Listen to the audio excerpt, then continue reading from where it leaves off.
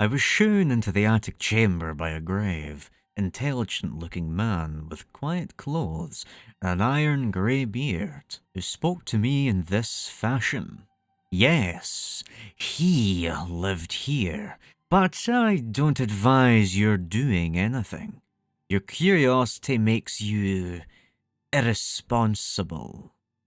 We never come here at night, and it's only because of his will that we keep it that way. Yes, you know what he did. That abominable society took charge at last, and we don't know where he is buried. There was no way the law or anything else could reach the society. I hope you won't stay till after dark, and I beg of you to let that thing on the table, the thing that looks like a matchbox, alone. We don't know what it is, but we suspect it has something to do with what he did. We even avoid looking at it very steadily. After a time, the man left me alone in the attic room. It was very dingy and dusty, and only primitively furnished. But it had a neatness which showed it was not a slum denizen's quarters. There were shelves full of theological and classical books, and another bookcase containing treatises on magic, Paracelsus, Albertus, Magnus, Trithemius, Hermes, Trismegistus, Borealis, and other strange alphabets whose titles I could not decipher. The furniture was very plain. There was a door, but it led only to a closet. The only egress was the aperture in the floor up to which the crude, steep staircase led. The windows were of a bull's-eye pattern, and the black oak beams bespoke unbelievable antiquity. Plainly, this house was of the old world. I seem to know where I was, but I cannot recall what I then knew. Certainly the town was not London. My impression is of a small seaport. The small object on the table fascinated me intensely. I seemed to know what to do with it, for I drew a pocket electric light, or what looked like one, out of my pocket and nervously tested its flashes. The light was not white but violet, and seemed less like true light than the like of some radioactive bombardment. I recall that I did not regard it as a common flashlight. Indeed, I had a common flashlight in another pocket. It was getting dark, and the ancient roofs and chimney pots outside looked very queer through the bull's-eye window panes. Finally, I summoned up courage and propped the small object on the table against a book, then turned the rays of the peculiar violet light upon it. The light seemed now to be more like a rain or hail of small violet particles than like a continuous beam. As the particles struck the glassy surface at the center of the strange device, they seemed to produce a crackling noise like sputtering in a vacuum tube through which sparks are passed. The dark glassy surface displayed a pinkish glow, and a vague white shape seemed to be taking form at its center. Then I noticed that I was not alone in that room, and put the ray projector back in my pocket. But the newcomer did not speak, nor did I hear any sound whatever during all of the immediately following moments. Everything was shadowy pantomime, as if seen at the very vast distance through some intervening haze. Although, on the other hand, the newcomer and all subsequent comers loomed large and close, as if both near and distant, according to some abnormal geometry. The newcomer was a thin, dark man of medium height, attired in a clerical garb of the Anglican Church. He was apparently about 30 years old, with a swallow olive complexion and fairly good features, but an abnormally high forehead. His black hairs were well cut and neatly brushed, and he was clean shaven, though blue-chinned with a heavy growth of beard. He wore rimless spectacles with steel bows. His build and lower facial features were like other clergymen I had seen, but he had a vastly higher forehead and was darker and more intelligent looking, also more subtle and condescendingly evil looking. At the present moment, having just lit a faint oil lamp, he looked nervous, and before I knew it, he was casting all his magical books into the fireplace on the window side of the room, where the wall was slanted sharply, which I had not noticed before. The flames devoured the volumes greedily, leaping up in strange colours and emitting indescribably hideous odours as the strangely hieroglyphed leaves and wormy bindings succumbed to the devastating element. All at once, I saw there were others in the room, grave-looking men in clerical costume, one of whom wore the bands and knee breeches of a bishop. Though I could hear nothing, I could see that they were bringing a decision of vast import to the first comer. They seemed to hate and fear him at the same time, and he seemed to return these sentiments.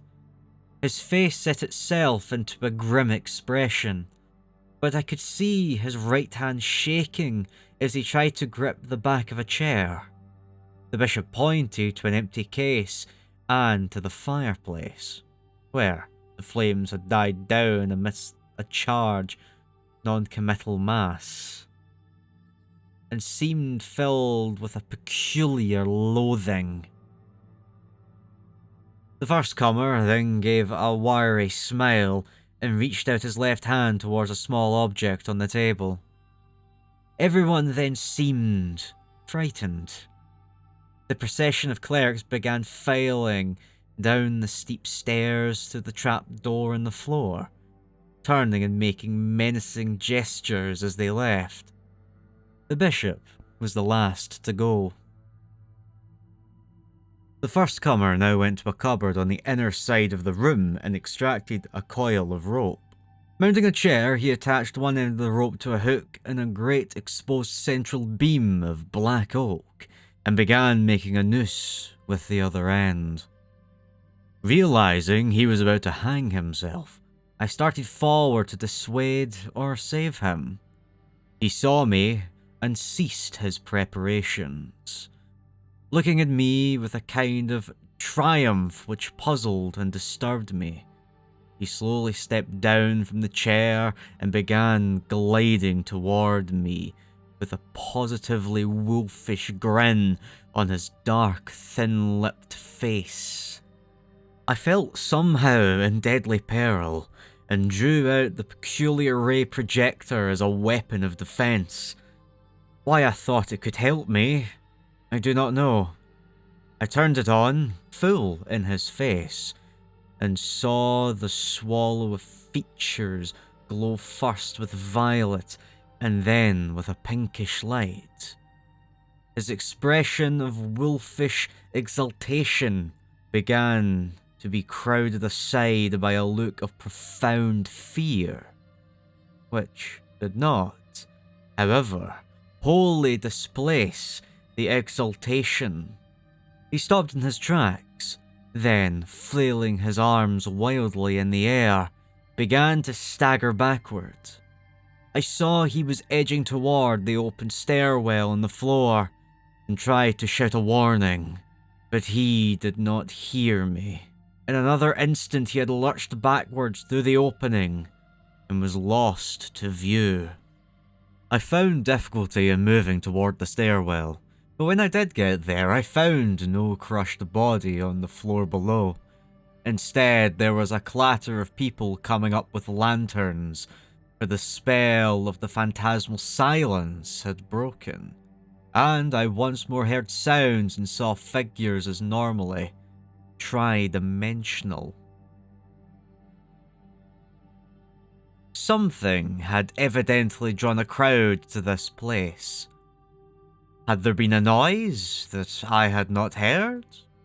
Presently, the two people, simply villagers apparently, furthest in the lead saw me and stood paralysed. One of them shrieked loudly and reverberantly. "Ah! It's Beezer again!" They all turned and fled frantically. All that is but one. When the crowd was gone, I saw the grave bearded man who had brought me to this place, standing alone with a lantern. He was gazing at me gaspingly and fascinatedly, but did not seem afraid.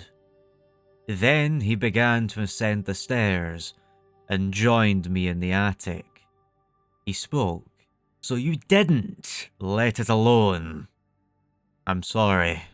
I know what has happened. It happened once before, but the man got frightened and shot himself. You ought not to have made him come back.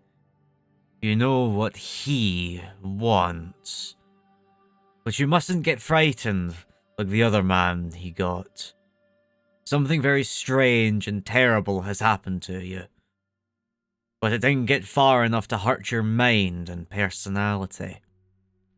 If you'll keep cool and accept the need for making certain radical adjustments in your life, you may keep on enjoying the world and the fruits of your scholarship. But you can't live here, and I don't think you'll wish to go back to London. I'd advise America. You mustn't try anything more with that thing. Nothing can be put back now. It would only make matters worse to do, or summon anything. You're not as badly off as you might be, but you must get out of here at once and stay away. You'd better thank heaven it didn't go further.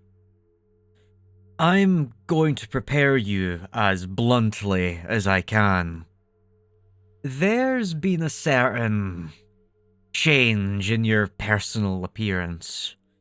He always causes that. But in the new country, you can get used to it. There's a mirror up at the other end of the room, and I'm going to take you to it. You'll get a shock, though you'll see nothing repulsive. I was now shaking with deadly fear, and the bearded man almost had to hold me up as he walked me across the room to the mirror. The faint lamp that formerly was on the table, not the still fainter lamp he had brought in his free hand. This is what I saw in the glass. A thin, dark man of medium stature, attired in a clerical garb of the Anglican Church, apparently about 30, with rimless steel-bowed glasses glistening beneath a sallow olive forehead of abnormal height. It was the silent first-comer who had burned his books. For all the rest of my life, in outward form, I was to be that man.